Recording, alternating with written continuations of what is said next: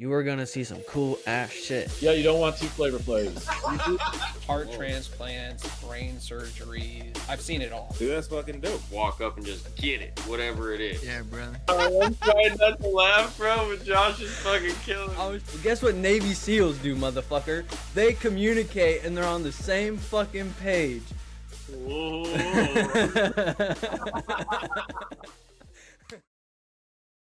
All right.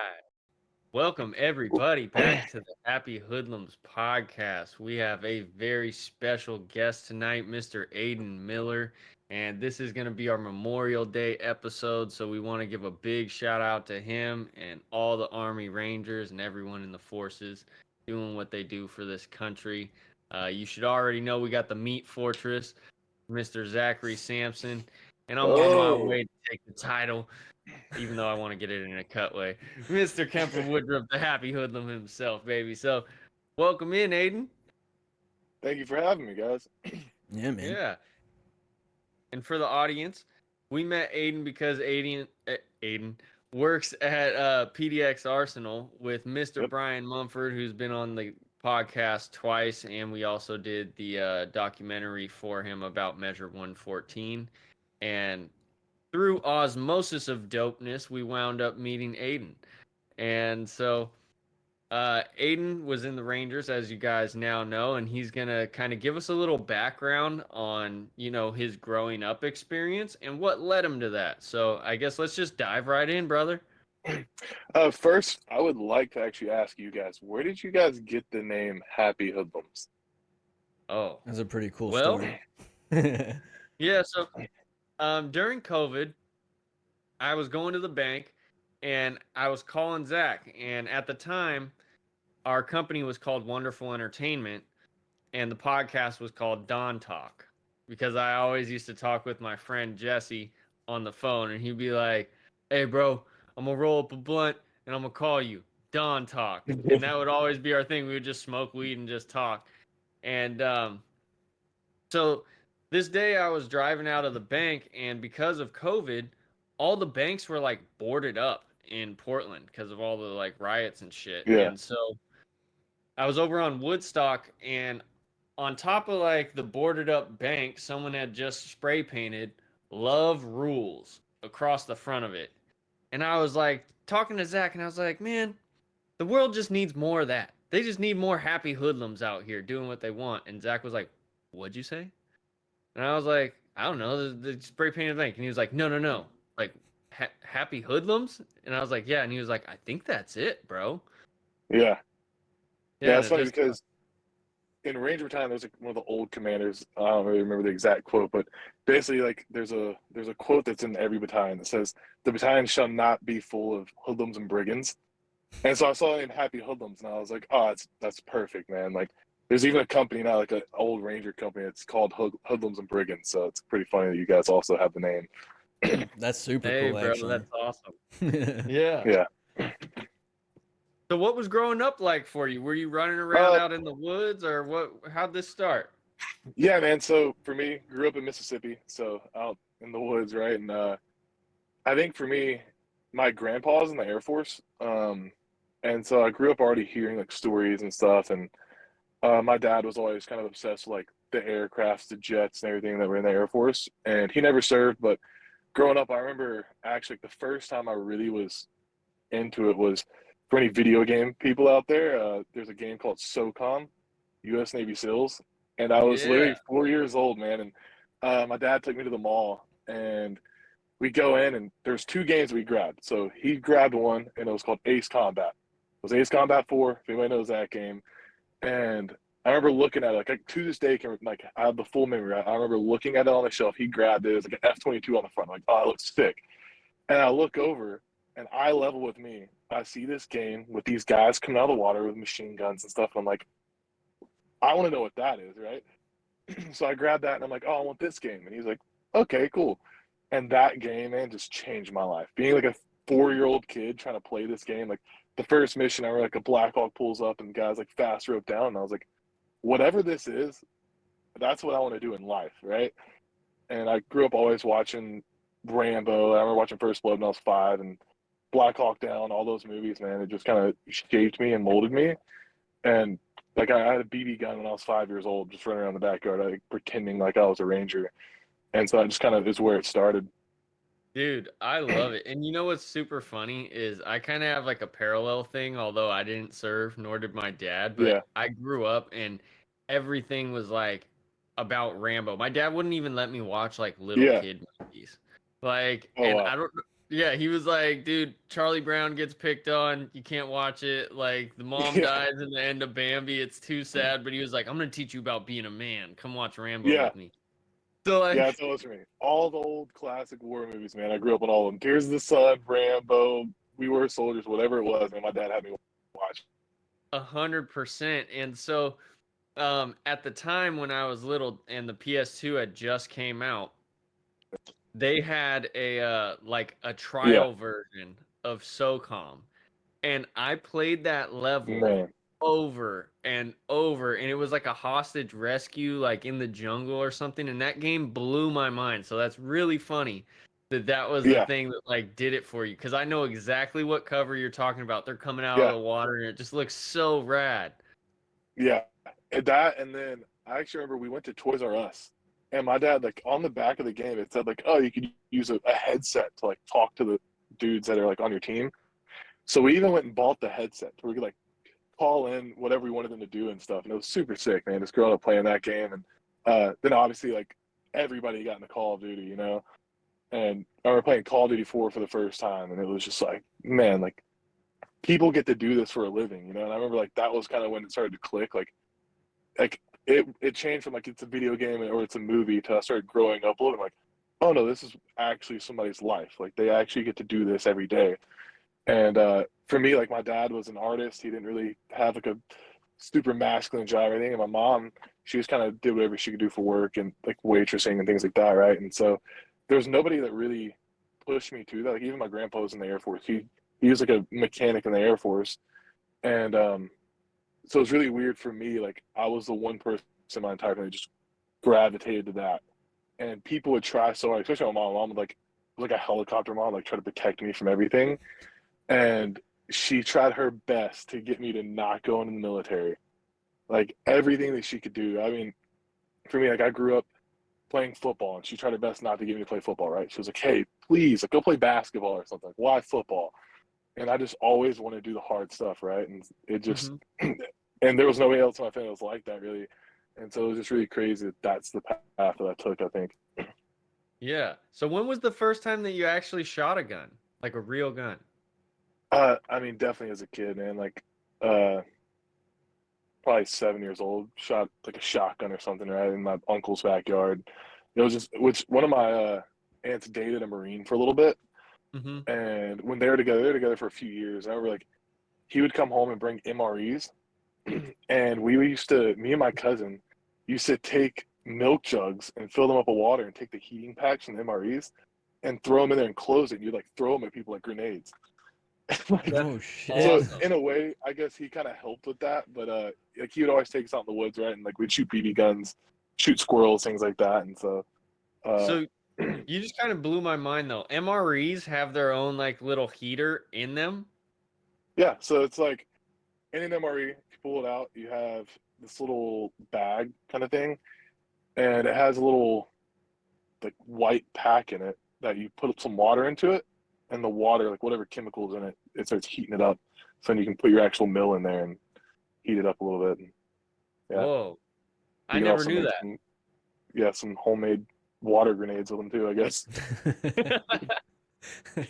Well, that's super badass. So, Yeah. you know, one of the things that's really fascinated me, and I'm curious your take on it now that you're a shooting instructor and stuff, is do you think it's more beneficial for people to go into like the military with no previous like firearms experience, or to have grown up with some?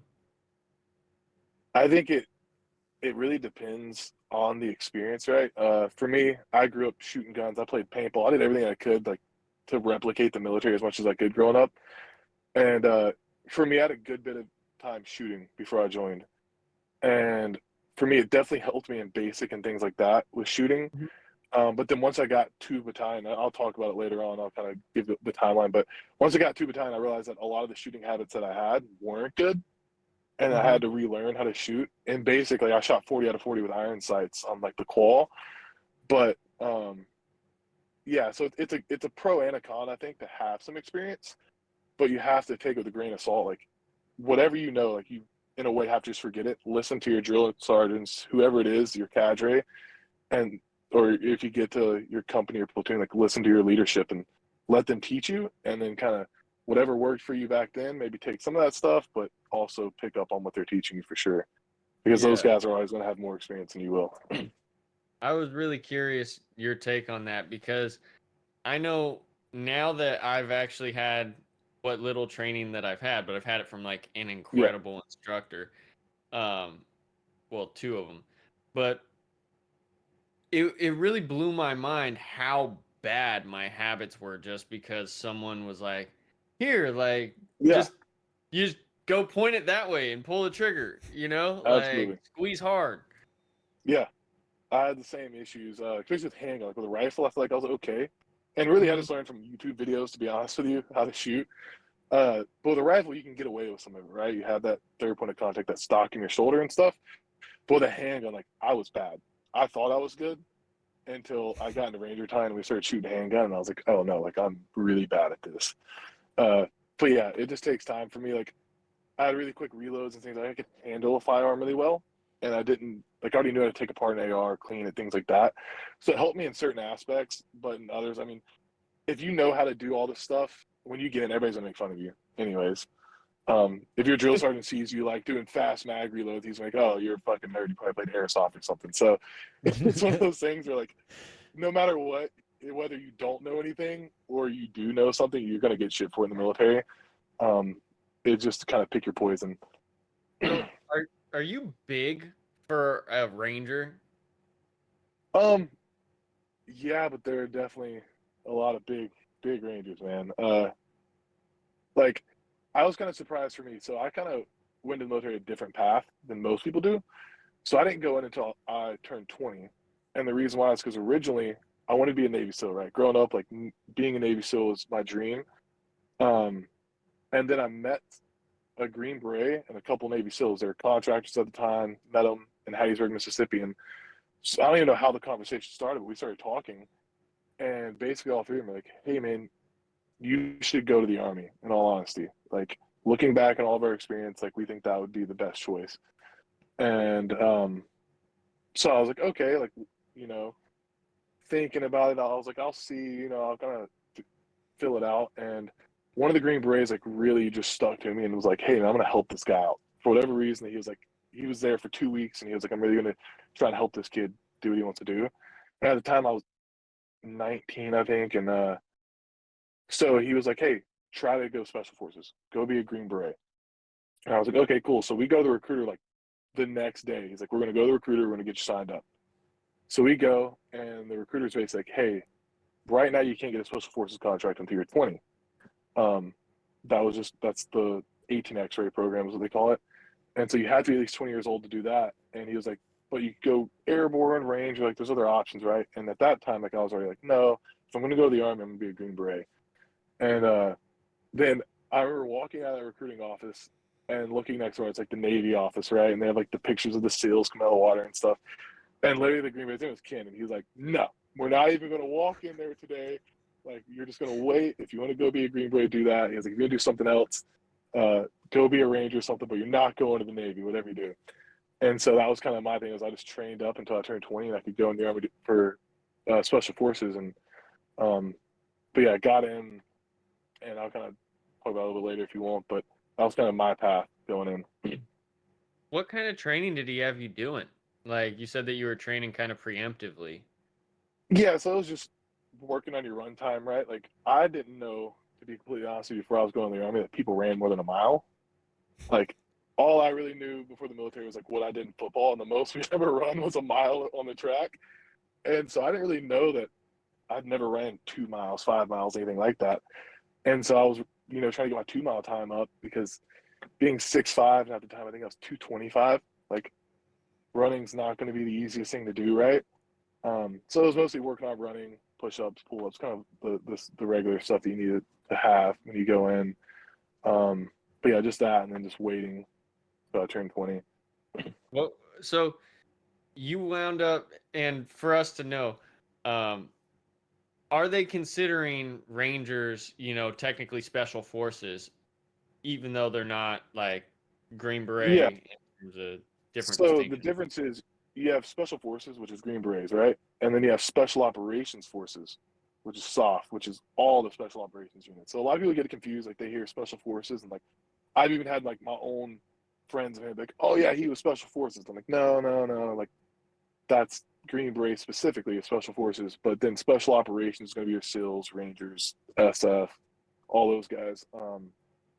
So that's kind of the difference there that a lot of people kind of mistake is that they hear special forces and they just kind of think everybody, but special forces technically just Green Berets.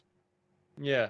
And so were they kind of steering you more towards being a Green Beret because of your body type? Because I know you have to be like gorilla level strong to be a fucking Green Beret. Um, I think it was more of the maturity level, because I kind of told them like, hey, from what I knew of Rangers, I didn't really know much at the time. But I just knew a lot of dudes are 18 years old going to be a Ranger, right? I knew that their pipeline was shorter, just meaning the path you have to go through to become one. And for me at the time, I was like, hey, man, like I want to do it all. Like I want to go to dive school, free fall school, all this stuff, right? And so, like, hey, if that's stuff you're gonna do, and the guy who was talking to me, he was a medic in special forces, and he was like, hey, if you even think about going the medical route, if you even think you might like medicine, go be an Air Force PJ. He was like, go that route. If not, and at the time I was like, no, I just want to shoot guns, right? He was like, then go SF. And so that was kind of the reason why I was like, I wanted to try to do, at the time I was ignorant to it, but I was like, hey, I want to do a little more than just like the infantry direct action stuff, which in the end ended up being like all the cool stuff, to be honest with you. Sitting in the woods for 2 weeks really isn't cool, like a lot of the SF dudes do, but at the time I just thought like, oh, this looks super cool. They have the long hair, the beards and stuff. So that was the route I wanted to go. And so that was kind of why he was molding me in a way to that. It wasn't really like because of size, and he just thought, hey, you'd probably be a pretty good candidate for this program. What surprised you once you went the Ranger route, about the regiment? Like as you were learning more, not only in the training, but in the actual day-to-day operations. I would say the most surprising thing is, quite honestly, how physically fit everyone is. And like, I remember when I was going through RAS, which is a selection program, um, it's not easy, right? Like it sucks in all honesty. And I remember our cadre kept telling us all the time, like, oh, this isn't even the hard part yet. Like when you become a ranger, life's only going to get worse. They kept telling us life only gets worse when you become a ranger and stuff. And we're all like, okay, bullshit. They're just saying that to scare us, And then I showed up to battalion and like, no, your first 6 months to a year is way worse than anything you've really experienced before that. And so everybody's just absolute animals. Everybody's studs. Even the guys who don't look like it, you look at that guy and be like, oh, he looks like a normal dude. And then he can go run a 28-minute 5 mile. Like everybody there is just Olympic athletes, just about. That's crazy. So, Yeah.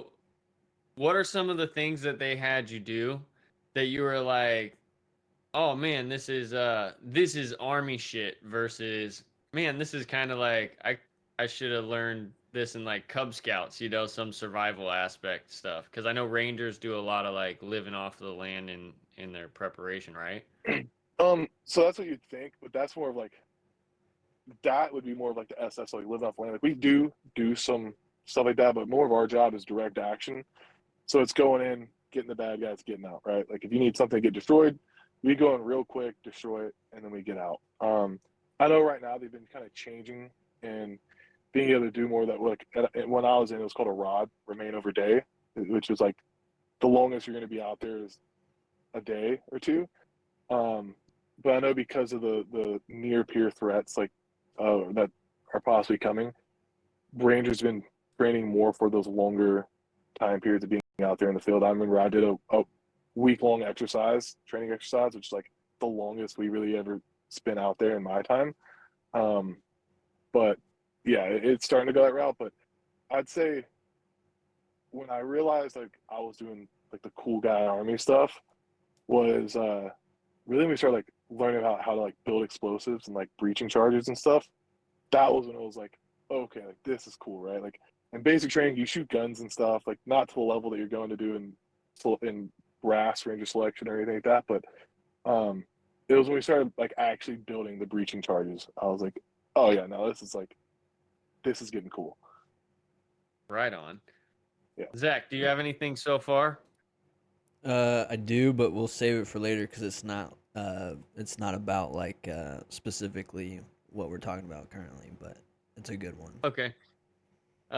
So I have an oddball question. Yeah. Do the Rangers teach you how to sew? Uh, yes and no. So it depends on your leadership. Guys will definitely pick up on that kind of stuff. I always had a sewing kit on me. I didn't ever really learn how to sew well. Like I kind of knew like the basics, like hey, if I need to stitch something up. But yeah, some guys like I knew some guys were like building their own like back panels and kit and stuff. Like they had a sewing machine. They were like wizards with that stuff.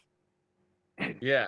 See, I've definitely paid attention to a lot of podcasts, and it seemed like the people that went through the like army and in particular like the Ranger pipeline, they all had some kind of cool story about like, yeah, my kit was failing me in Yeah, this way, and so I was yeah. like sewing stuff.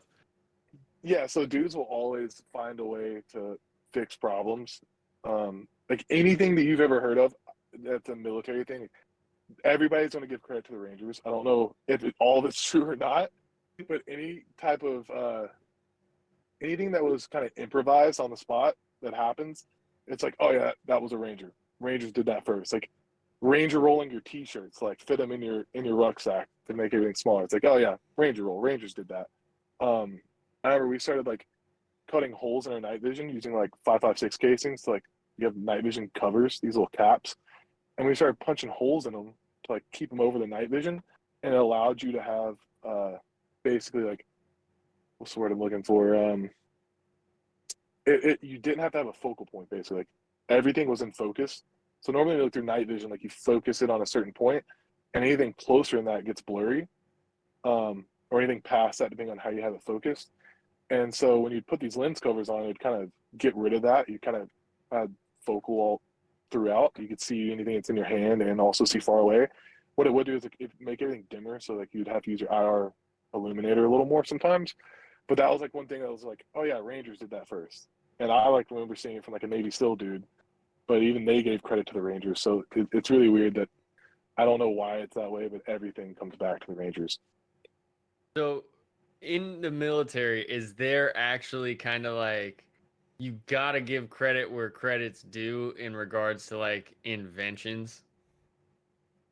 Um, like I said, everybody's gonna any invention that comes out, man, everybody's gonna call it Ranger. Like I don't know why that's the case. Like Ranger bands, it's rubber bands, man, and like even those are called Ranger. That makes a lot of sense. Okay, interesting. Um, so I have a question in that like, was there anything that you were like super not prepared for that you really didn't expect? Like, and this is a good for instance. When I went to do like wildland firefighting, I didn't realize I had the most pussiest feet of all time. Like my feet were getting tore Yeah, up out there walking in boots and stuff.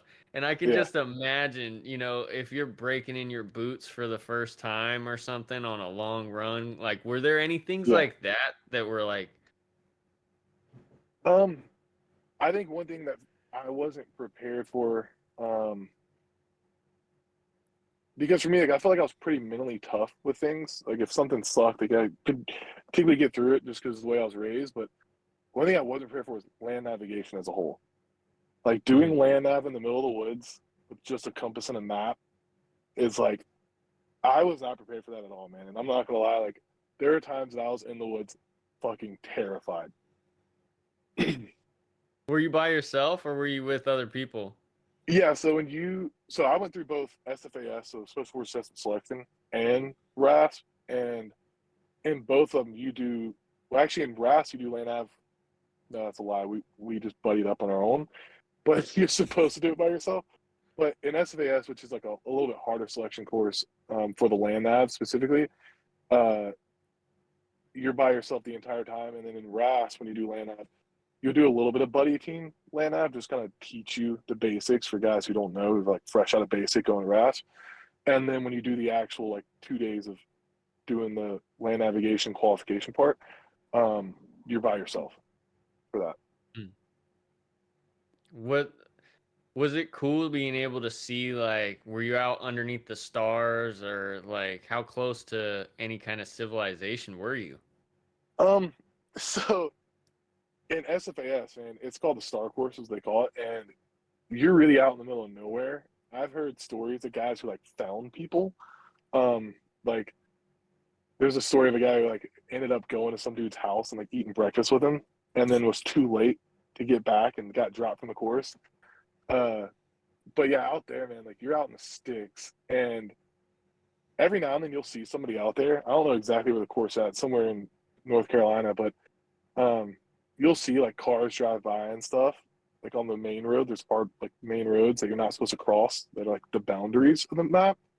And so every now and then you'll see something, but yeah, out there you're really out there in the sticks. And then even in RAS, it's at a place called Coal Range, is where you do it. It's kind of the hardest part of RAS is a week out there, and it's on Fort Benning, but it's still a good distance away from other people. You're not really going to see anybody else except for every now and then you're going to come across the guys that you're going through the process with.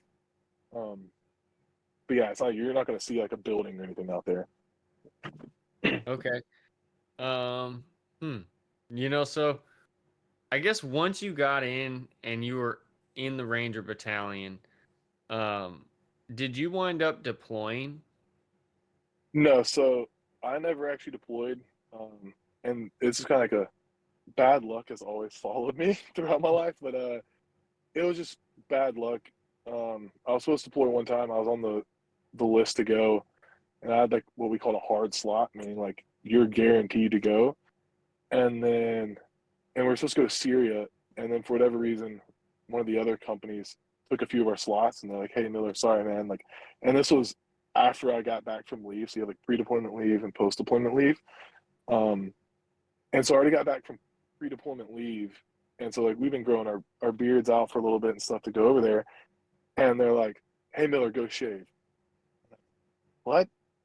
And they're like, "Yeah, man, Seaco took your slots. Like you're not going." I was like, "What do you mean I'm not going?" And like, "Sorry, man, go shave." I'm like, well, things could change, right? Like, I don't need to shave right now. Like, let's wait until you are actually leaving in a few days. And they're like, nah, man, you're not going. So I missed that one. And then after that was kind of like when COVID started happening. And then it was all you had to get the vaccine to go. And that was one thing I never did. So I just never got the opportunity again to go. There was one other thing that almost happened that I was on the list for some reason. I'm not going to get into like the details of that one, but and I didn't even know that I was supposed to even be on that one until like my mom called me and was like, "Hey, so-and-so just called me and told me you're going to be gone for a while." And I was like, I didn't know about this. Because at the time, because of COVID, I was told, "Hey, there's no way you're going on this if it happens." So, yeah, I never got the chance to really go anywhere. Interesting. Okay, so um, I have a question about, getting through all this training and really dedicating your life to doing something, and then it being yanked out for such a fucking petty, reason. Um, was it hard for you when you decided to come back to like civilian life to accept that, or like unwind it? It's like a boxer that gets trained to, Yeah. at an Olympic level and never gets to, fucking box. Yeah, and for me, even when I was going through the process, the end, getting out. So for me, it was always going back and forth. Like it was kind of like a political thing, I guess. They're like, "Hey, we're gonna kick you guys out." Oh, actually, we're not. Like you guys are good, and like it kept going back and forth throughout the time.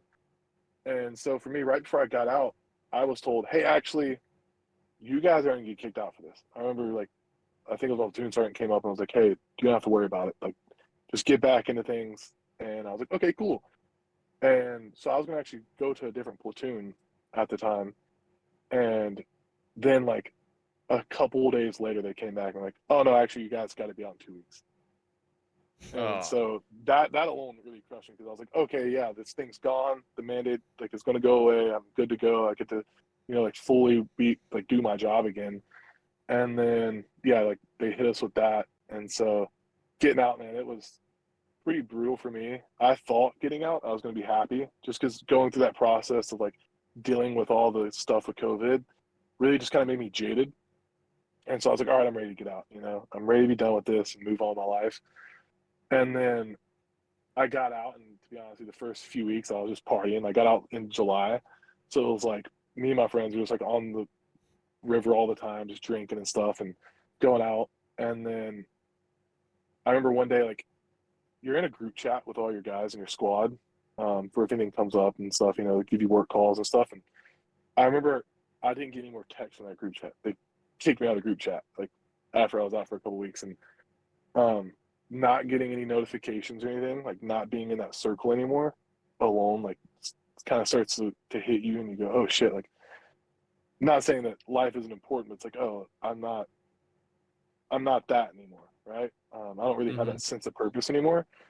And so that alone, man, just started to slowly wear on me. It took time for it to really set in, that I was no longer had that purpose. But yeah, it took even today, I'd say I'm not fully adjusted.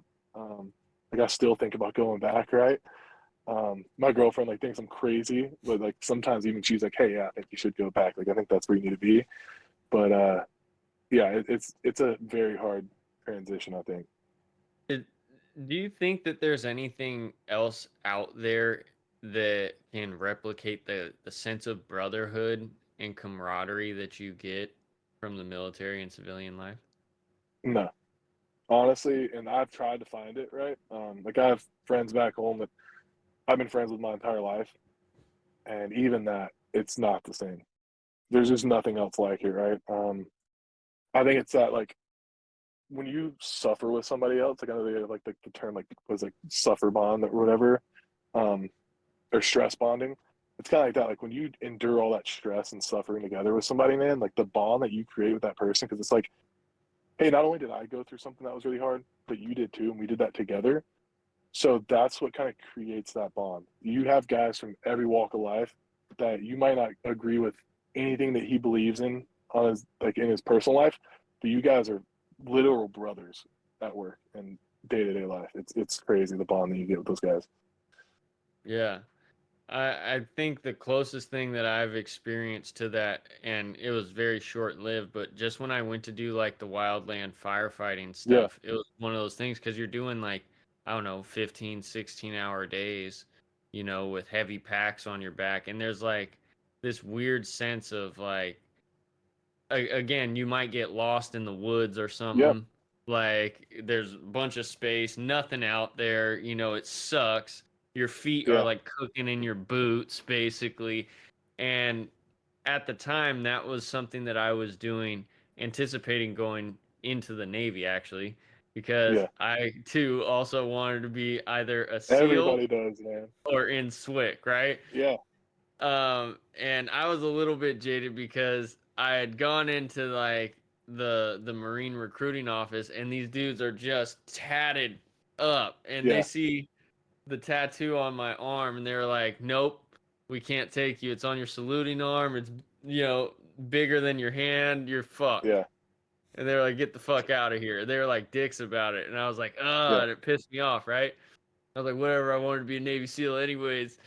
But when I got out of this like wildland firefighting, which was an incredible experience, like I got to like be in on the tail end of the fires down in Lapine. mm-hmm. And it Oh, was the nice. coolest shit ever because the fires really were going to destroy that town, Mm-hmm.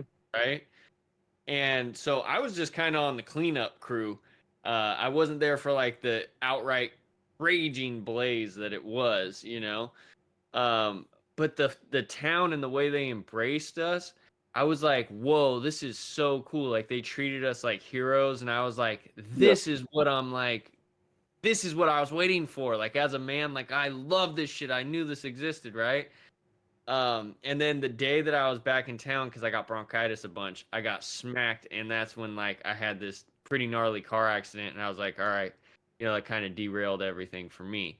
Yeah. Uh, but it's interesting. I say all that to like really get to the point of there's something to like male bonding that I feel like we need that shit.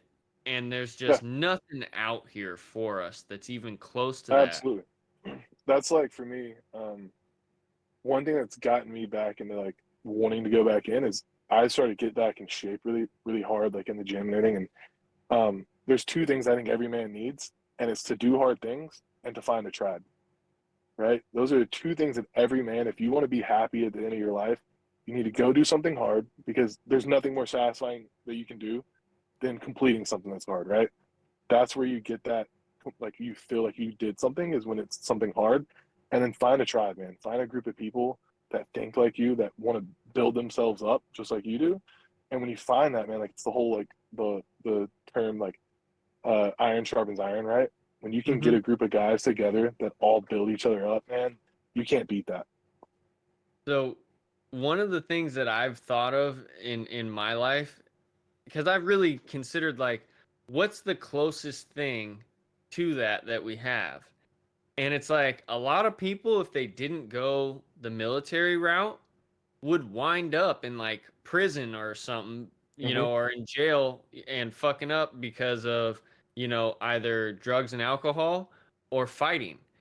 And there's something to when you go through like an actual altercation with somebody, you know, and they're there by you, that bond is just so there's nothing like it. It's like you get hooked on that adrenaline in a sense. Mm-hmm. That's totally different. And I know that what I've experienced is like nothing compared to people in the forces, and in the military.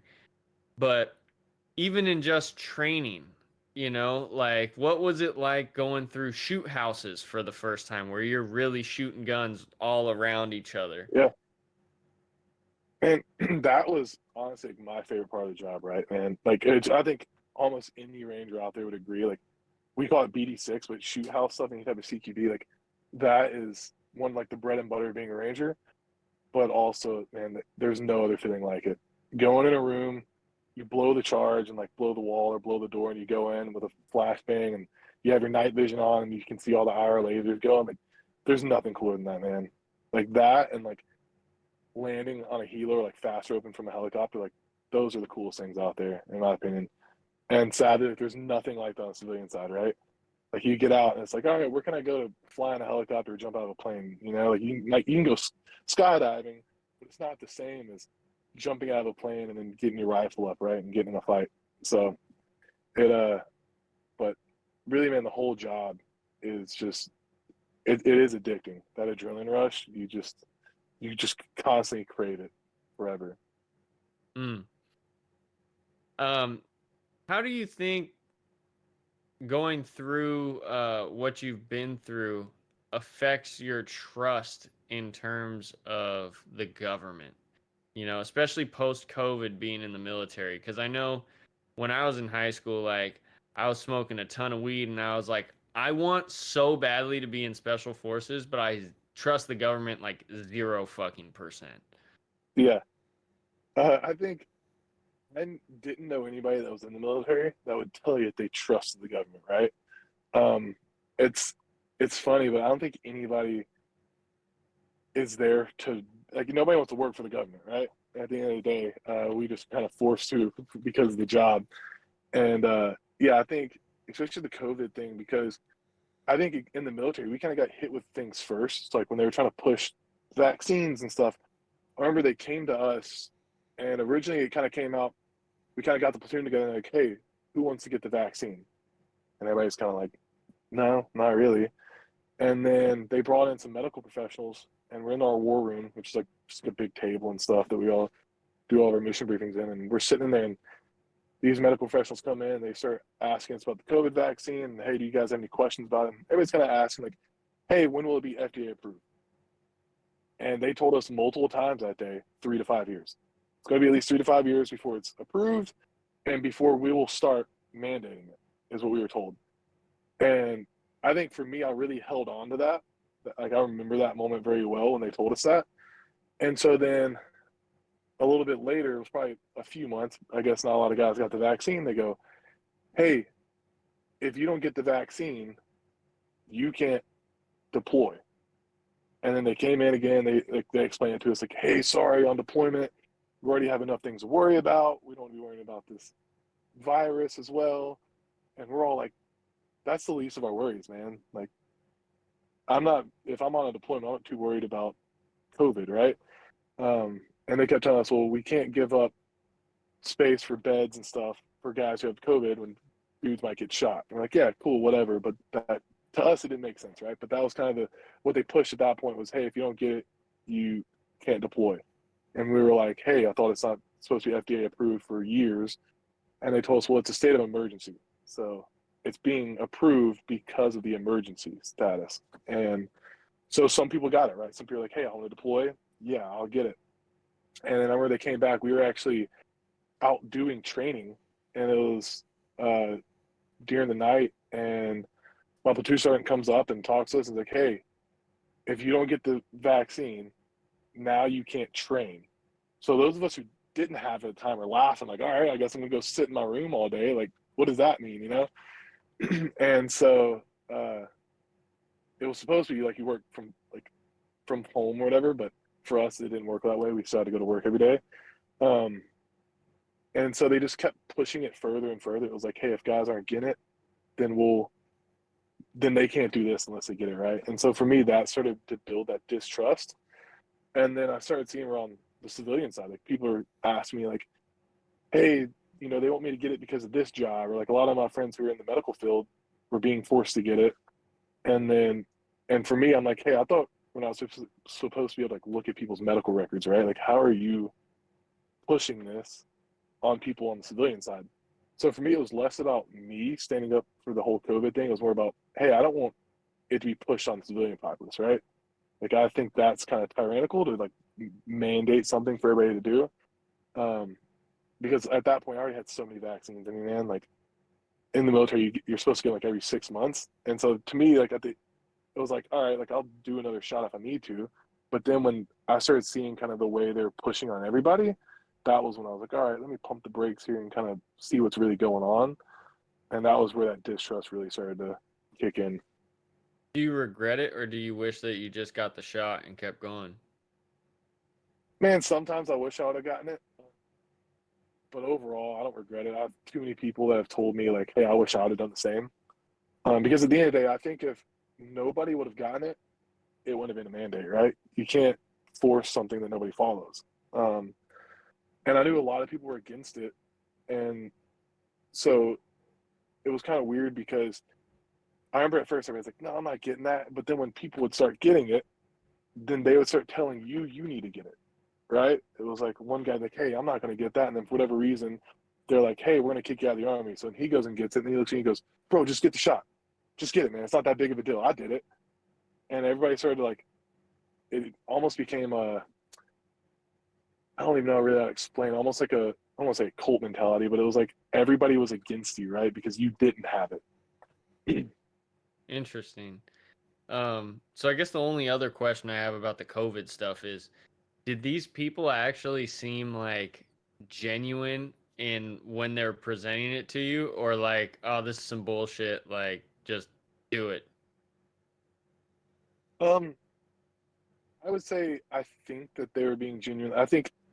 I don't want to say the word brainwashed, but I think they had been told something from a medical professional, right, that they trust. And so they were like, I think they truly did believe whatever they were being told. And I'm not saying that anybody was necessarily wrong for what they thought at the time, but yeah, it was, I think some people were genuine, but the people who started getting it, like in my own platoon and stuff, the guys started getting it, they're like, hey, you should just get it, man. I think it was more of a, I did it, so you should do it, because if you don't, like, it makes them feel like shit in a way that they didn't stand up for themselves. Because for me, I was like, hey, man, I'm a grown man. I can make my own decision. Like, if I don't want to get it, I'm just not going to get it, right? I'm not going to have somebody force it down my throat, basically. And that was kind of my stance on it. But yeah, it was. I think some people, I think the medical professionals were kind of genuine at the time. Okay, interesting. Zach, I'm gonna let you shoot a couple questions out here. I got one. It's not it's semi-COVID related, not really. But it happened during COVID. I guess like the years Hmm. preceding and like currently. But with like the softening of society and also like the almost the lack of patriotism in Hmm. the country, what would be your thoughts on like mandatory service? Sometimes I have like, I don't think it'd be bad to have mandatory service. I think like, in a way, I kind of thought about this a while back. Is like, just go through basic training, right? People should go through basic training just to get a sense of camaraderie, get some discipline in them, things like that, right? But I also, at the same time, believe that we're in a free country. Yeah. So to force anything, I don't think anything should be forced. I think everybody should be able to do what they want to do, as long as it's not hurting anybody else, right? And so it's one of those things where, do I think it'd benefit our nation to have some sort of mandatory service? Absolutely. But do I think it's right in the sense of like personal freedoms? Absolutely not, right? Yeah, it's like that, I don't like think, the morality of what the country was built on. It's like freedom. It's yeah, like which one do you exactly. want to have? Do you want to Yeah. have like this, like, I guess like you could build the sense of patriotism by having mandatory service, but like that takes away, like you're saying, that freedom of choice, which Hmm. is the whole point. And I think freedom of choice is the most important thing. I think that's why, like, those of us who serve, we serve to protect that, right? And that was kind of my thing on why I stood against COVID, right? It's to be freedom of choice. You should have the choice if you want to get it or not. And that was why I decided not to get it. It wasn't for myself and my job. It was because, like, I had a niece and nephew back home, and I was like, hey, if I don't stand up for this because I don't believe in it, how can I tell them to stand up for something in the future, right? Yeah. Um, and so, yeah, the mandatory service, it could definitely benefit, or the country could definitely benefit from it. But yeah, it just take away from the freedoms. Absolutely. There was like I have a Turkish friend, and Hmm. he lives in America now. But even in Turkey, so they have mandatory service in Turkey, but they call back people who like immigrated out of Turkey for even just like a Oh two wow. month stint. So he Yeah. flew to Turkey and did a 2 month service of just like I guess like guard duty at like a gate or something for two Yeah. months, which I was like, that's actually kind of wild, but honestly kind of cool at Yeah. the same time. I'm like, shit, like why not like even just a minimal, it's almost like community service, I guess, for your country. Hmm. Like I Yeah. don't know how to else to explain it, but I was like, that's interesting. Just to Yeah. little I minor think duties. I think for us as a nation, the way to do that is, I think we need to push patriotism as a whole needs to come back, right? We need to love our country, and we need to love each other at the end of the day. I think that's where you start at, is loving your neighbors, right? Right now, everybody's kind of at each other's throats because of different beliefs and stuff, and but our country is built for that, right? You can believe whatever you want, man. You can want to do whatever you want, and I can do the same. But at the end of the day, we're Americans. Right now, like, you hear all this stuff about race and all these different things and religions, and at the end of the day, no matter who you are, if you're in this country, you're an American, and that's the foundation that we need to start teaching. Is, hey, we're all Americans at the end of the day. And then for men, I think to get them to, I think every man should have a sense of purpose and duty. They should want to protect. They should want to serve in some capacity, whether it's military or not. It doesn't have to be military. It doesn't have to be law enforcement. But at some point, you need to serve. Like you were talking about earlier, how you did like wildland firefighting, right? Like that's a sense of service, right? You're serving your community in some way, in some capacity. And so I think we need to start, I don't want to say molding, but teaching people that that is a good way to live, right? It's not all about you. I think people who live a selfish life end up hating how they lived in the end. Um, and I think having that selfless mindset is only going to make you better as a person. I think we have a false sense of leadership Yeah. that we feel entitled Bad to. leader. And I think that's, that was really what it was for me is I was always like, dude, I'm smart enough to figure this shit out. Like, I don't Hmm. need someone telling me what to do. I'm going to do it my way. Right. Yeah. And I really didn't have any respect for like process um, or rank in for the sense of like seniority, right? Hmm. And like the time that you actually go through it. Um, and I think a part of that was just like in learning self defense in the like backyard way that I did, which was totally wrong. I got way too many injuries out of that, which looking back on it with hindsight, I wish I would have went through a more gradual system rather than like, well, I beat his ass. Let's go box this person that's bigger. And like that was our pecking order was like who could Hmm. beat who, right? All right, well, I guess that's the situation there. And I think none of that really exists, even on that level for most people. Yeah. And so it's not until you get into a situation where it's like, oh, like I have to understand that like this person's seniority comes with a level of like you have to give them or they're dignified in that, right? You have to have reverence even if you don't like that person for their knowledge and the status of like they're trying to teach you something. Hmm. um, where I had like utter distrust in everything, and I think that's where a lot of the youth really is in our country right now. Yeah. Um, so So yeah, that's kind of like for me. I didn't enjoy school at all, right? Like going through middle school, high school, any of it, I didn't enjoy it. I hated every bit of it. And for me, it was like I was learning stuff that I didn't feel like was going to apply to my future. I didn't care to learn this stuff, and like when teachers just like telling me stuff, I'm like, hey, I don't care. In all honesty, and it was kind of a sense of like the same thing. I don't care about your authority over me. I just didn't care about any of it. And looking back now, I'm like, hey man, I should have just listened to him. I should have just tried a little harder in school, right? And then in the military, it was kind of a similar thing. When I got to Ranger Battalion, it is very structured and it's like very strict about the chain of command, right? Um, and there I'd see guys who are above me, and I'm like, why the fuck is this guy above me, man? He's younger than me. He's fucking stupid. He just spent more time here, right? Um, and like even when we do like platoon fights or whatever, like I'd beat his ass. I'm like, why the fuck do you get to tell me what to do, right? Um, but yeah, it's just one of those things where you just, in my like the way I kind of explain it, like, just trust the process, man. Just kind of deal with it in a way, because eventually, if you listen to your leadership long enough, you'll become the leadership, right? Um, but we're kind of in that society where everybody just wants to be at the top. Nobody wants to do the work to get to the top.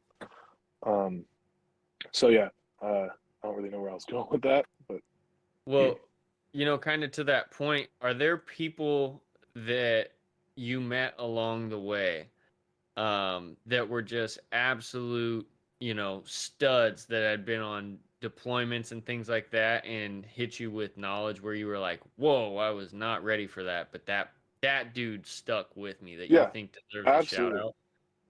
absolutely, man. I'm not going to give names because the guys who I look up to the most that I got to serve with are now in bigger and better places in the army. Um, but one thing that's funny about like leadership and kind of who the knowledgeable guys were, it was always the calmest dudes. Um, so in my experience, and I'm sure you've probably heard the stories if you pay attention to Rangers at all, is that a lot of the guys are like fire breathers in the sense like they're going to smoke you all day, they're going to be screaming at you a lot. When you get a brand new team leader, right? Like he is a fire breather every single time. Like, he is going to smoke the dudes all day. That basically just means like make them do push-ups and stuff, right? Um, and I learned the guys who really were the best Rangers out there, man, who had the deployments, who've done the job in and out, they were always super chill. Like they'd be like, hey man, like relax, man, don't be a parade rest for me. Like, and they were just cool guys, right? Um, those were always the absolute best leaders and just all around best Rangers that I got to serve with. Right on. Yeah, it's interesting. There's a certain kind of demeanor that it seems like people that have really been through a lot of pain don't appreciate it for no reason. Yeah, exactly. And it was like it felt like the guys who were new leaders, whatever the thing was, they were just doing what was done to them, right? If they were smoked all day, right, then they become a leader, then they want to put the same pain on somebody else, right? And the good leaders like, well, why are we doing this? They would trust me. If you did something wrong, you're going to pay for it from anybody. But the good leaders had a purpose for everything, and they kind of understood why it was happening. They weren't just doing it because it happened to them, right? It was like, if something needs to be changed, let's change it. Let's not just keep repeating the same process because we're not going to grow doing that, right? And that's the difference, in my opinion, between a good leader and a bad one. Mm. So, what are some of the experiences that are most unforgettable for you, good and bad? Um, man, I haven't really like thought too much back in when I was in, but I would say some of the good ones, obviously, like getting my tambourine, right, getting my scroll, graduating RAS was a pretty big one. Um, First time in a helicopter was a pretty big deal to me. It was a CH-47, which was a Chinook helicopter, and I didn't realize how loud those things were, man, and how much they move and stuff in the air. Fast roping, first time I got the fast rope was pretty sweet. And then like we did a water jump one time, which basically just means like we were in Blackhawks and we flew over this giant lake in Georgia and just popped out, and it was a static line jump and parachute open for you, and kind of steered a little bit, and he hit the water, dude scooped you up on a boat, gave you a beer, and it was just a fun time, man. And some of the bad ones. So when I was in Cole Range, so I'd say for me the worst. I'll tell this one first. When we were in RAS, right? So week 4 of RAS. So you have 2 phases. So phase 1, which is just getting smoked all day, basically trying to make guys quit through the hard stuff. And then phase 2 is where you start learning how to, shoot guns, how to breach doors, things like that. And week 4 of phase 1 is Cole Range week. That's where you're going out to Cole Range, and it's basically a week of no sleep. You're not eating a whole lot, and you're getting smoked all day, and you're doing land nav, and that's really it. And we had this one cadre who was an absolute stud. Like, the dude just looked like a Marvel superhero. Like, he looked like Captain America. And he ran us out one time. So we all have rucks on, which are like the packs that you wear. And I think they're like 45 pounds or so. And it's middle of the night. It was like day 2 or 3 of it. And we're running down the road. And we probably ran for 6 miles maybe. And then we finally stop, and we're on this hill. And he has us all line up. And he's like, all right, man, sometimes in life, it just sucks. And you just have to endure pain for no fucking reason. This is one of those times. And we're all like, what does that mean? And he makes us lay down on the road. So it's like a paved road this way and then a gravel road down the hill, right? So we're all standing on the paved road. On the paved road. And he has us lay down and start low crawling. So you have like a rifle and your ruck on anything, and you're low crawling in the rocks down the hill. So we're going down the hill, and we're like, actually, we started on our knees. So we're on our hands and knees, kind of just dragging our knees across the rocks. And it sucked, but it wasn't too bad, right? So we all get to the bottom, and we're like, all right, we're going to do this back up the hill. And he goes, now low crawl back up the hill. So now we're like faces in the dirt. You're like digging into the rocks. And I remember like as I'm pulling myself up this hill, because you have a chest rig on as well, with like canteens and stuff on it. So like it's really digging in. It's not allowing you to really move yourself. It's creating traction. And I remember I started digging my fingernails into these rocks and dirt, man. And my fingernails started like popping off. Like, I could feel them popping as I'm dragging myself up this. And I ended up being the first one up the hill. I'm like, I'm going to get to the top and get a break or something, right? Like, I'm thinking I'm going to get some rest time if I'm first. So I get up to the top, and I remember I'm right next to the cadre. He looks down and he goes, why are you stopping? And I just look up, I'm like, no fucking way. So I like crawl a little bit further on the paved road, and then finally he like lets me get up and everything, and everybody got up, and I realized that I really just was first for no fucking reason, because even the guy who didn't move at all got to get up at the end. But yeah, that was a really shitty moment. We also one time. So anybody that's been through RASP and made it knows about hitting the wood line. What they'll tell you. So where Coal Range is, there's this big open field, and there's a tree line in the back. And I can't tell you really how far that field is, but I'm gonna guess like just oddballing 300 yards or so, maybe a little further. And it's kind of the same thing. They had us low crawling across the entire field at night, and the cadre are walking around with flashlights, trying to see if anybody's like not moving or trying to get up and like bound, like run and get back down, right? And they're just going through and dude, just sending guys back to the back of the line again. Like, oh, you got caught getting up, go back. If you're like even just doing a high crawl at all, so like you're on your elbows or anything, like, all right, restart. And I tried my best to do it the right way. And then after a certain amount of time, man, I started looking around. I'm like, all right, they're not looking. I'm like getting up, running, and diving back down. And I got lucky and made it without being sent back. But man, that was pretty brutal. Anybody that's gone through it has experienced that same thing, and it is not fun, man. But I think for me, the worst thing that really happened to me personally in the Army was when I actually didn't make it through SFAS, so Special Forces Selection, because I told you I went in originally to be a Green Beret. And so when I didn't make it through that, man, like that absolutely crushed me because I worked very hard to do that.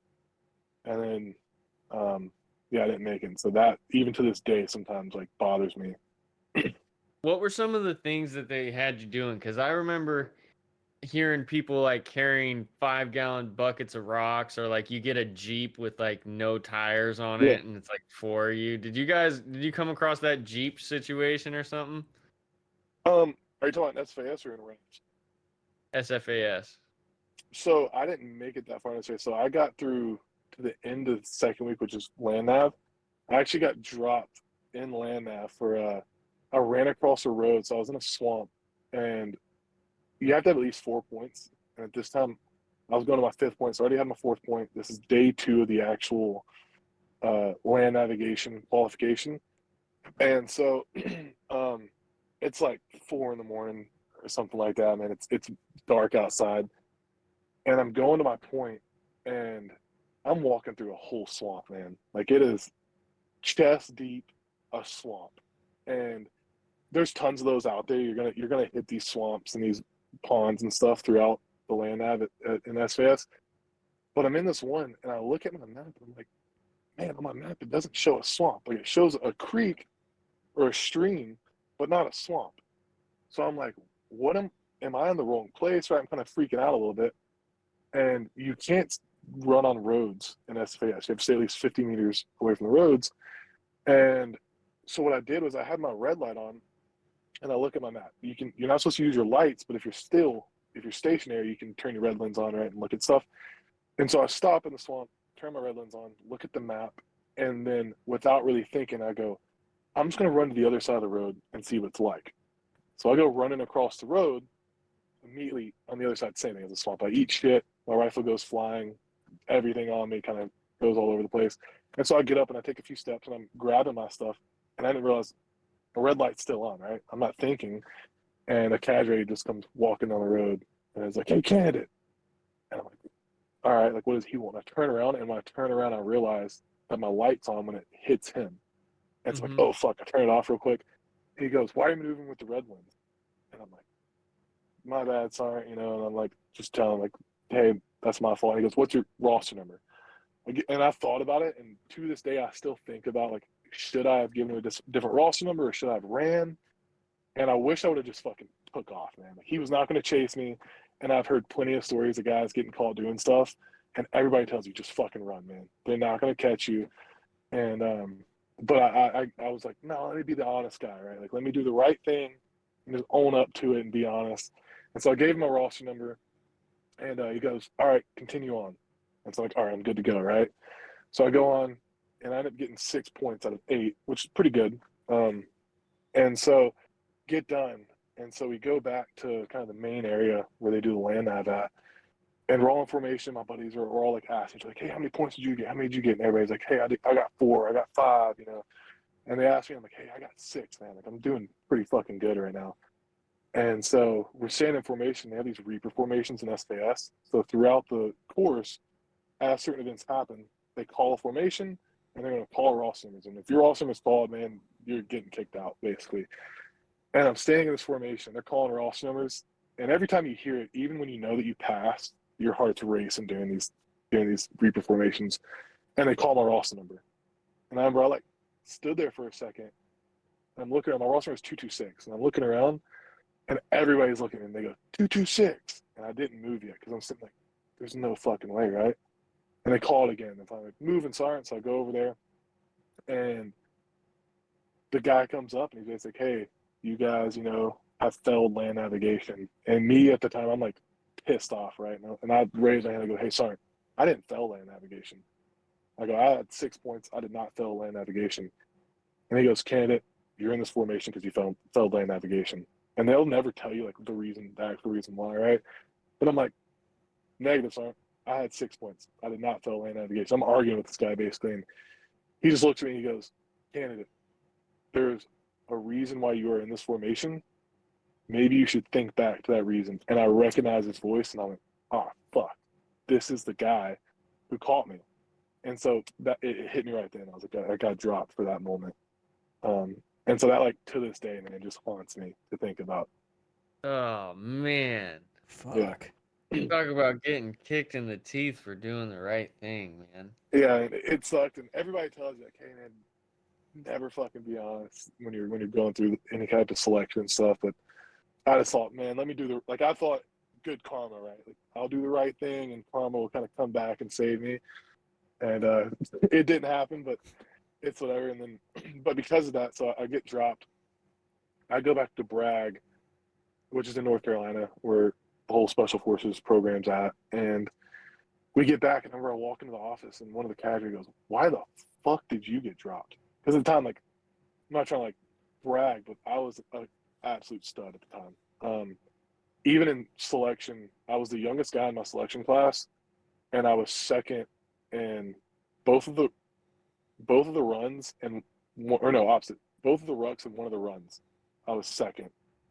And the other run, I was like top 10. It was the long run. Like I thought I knew where the finish line was, and I was wrong.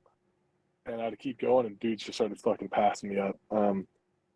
And so because of that, man, like I knew I was a stud. They knew I was a stud. When I got dropped, they're like, how the fuck did this happen? And I tell them, because of the roads. And they're like, oh, yeah, it's fucking everybody. It's like, yeah, man, not bad. But, yeah, so then they kind of had a formation for all of us. And normally what they do is at the time, they were doing 6-month return dates. So you could stay at Bragg, stay in the program, and then you'll just go back to selection in 6 months. And while I was actually in selection, there was a commander at the time who was kind of overall selection. And I don't remember exactly what happened, but he basically got caught pushing guys through the course because Special Forces at the time didn't have the numbers that they wanted. So they were just kind of pushing guys through who really weren't qualified for it. And so he got fired while we were in the selection program. I remember he came out one day and talked to us. Like it was kind of a weird thing. But so then after that, it got really tough, right? So instead of doing 6-month returns, they were doing 2-year returns for everybody. It didn't matter what you got dropped for, it's gonna be a 2-year return. And so I was one of those guys, one of the first guys who did not get a 6-month return. Just another situation was bad luck and bad timing for me in the military. So yeah, I got the 2-year return, and they basically brought us all together and like, hey guys, all of you have 2-year returns, but we want you guys, since all of you are good dudes, go to RAS. Like, go be a ranger if you can. And they basically had a ranger recruiter come by, and he came and talked to all of us. And some guys were like, fuck no, I'm not doing that. I'm just going to go to the big army now. I'm done. And then some of us were like, yeah, like, let's do it. And one of my friends, actually, when I was in selection, I met him in selection, and he was already wanting to be a ranger. Like, he went into the army to be a ranger, just didn't get the contract, got the SF contract, and went that route first. But he wanted to be a ranger. And so when you get dropped in selection, you go to this place called Tent City. And it's basically these big tents for all the guys who fail or quit or whatever. and you hang out there until it's over. So the last week we're kind of hanging out there, and he's telling me, like, dude, you need to go be a ranger, man. Like, that's the way to go. All this stuff. And he's like hyping it up, like, whatever, man. I don't know. And then, yeah, we went talking to a recruiter, and we went that route instead. So that Oh, was kind of okay. what happened to me going from special forces to being a ranger. Okay, cool. Well, man, I don't know that I have really any other questions other than, um, if you were to do it all again, would you do it? Absolutely. Yeah, I don't regret being in it all, man. And like I said kind of earlier, there's a chance I might go back in. I wouldn't go back into the Army. I'd go the Air Force route. I know everybody kind of says that, like, everybody gets out in the military is like, hey, go Air Force. But honestly, that's the route I would go. But if I was asked, hey, either you can go back and do it again or never do it at all, I would 100% do it all over again. Absolutely. That's awesome. Well, Zach, if you got anything, go ahead and shoot. No, I mean, No? no, not nothing that comes to mind. Well, Ayden, I want to say thank you. Thank you for going Thank through you. all that shit. And I know that you definitely went through it, and you're like, man, you don't gotta thank me. I did that shit for fun. No, But yeah, it was all for myself, man. yeah. And I guess the only closing thought is you can't miss what you never had. So you never know Yeah, when like that was a blessing that you wind up not going because yeah, there are people that have paid the ultimate price for this absolutely. beautiful nation that we live in, and I thank every one of them. Yeah, that's like even for me now. Because what happened, right, when I got out and everything, I met my girlfriend, and now like she's pregnant, we're gonna have a kid, right? Like that would have never happened if one I'd have gone a different route, or even if I got the COVID vaccine, anything, it just wouldn't have happened. It wouldn't have worked out the same way it did. So I'm definitely thankful where I'm at now for the way that my life has kind of gone. But yeah, man, it's just one of those things where you just have to take the blessings, right? You don't know until it happens. Sometimes when you're going through it, you're like, hey, this fucking sucks. But everything happens for a reason at the end of the day. Yeah. And you know what? Anyone that's watching, we should have told you earlier, but we're going to tell you now. You need to get your ass down to PDX Arsenal, help support, get some Absolutely. Yes. badass training, get Yeah. out on the range. I can't wait till I get to go out with you and Brian. That's Me going to be too. awesome. It's gonna be fun. Yeah. I've been, It'll be a yeah, good I've been time, man. talking with Zach about it. Yeah. Come on out. All right. Well, thank you so much, brother. If you Thank ever you. want to come Thank you. back, shoot the shit, you are always welcome. We salute Absolutely. you. Thank you, All boys. right. Later. Have a good one. Peace.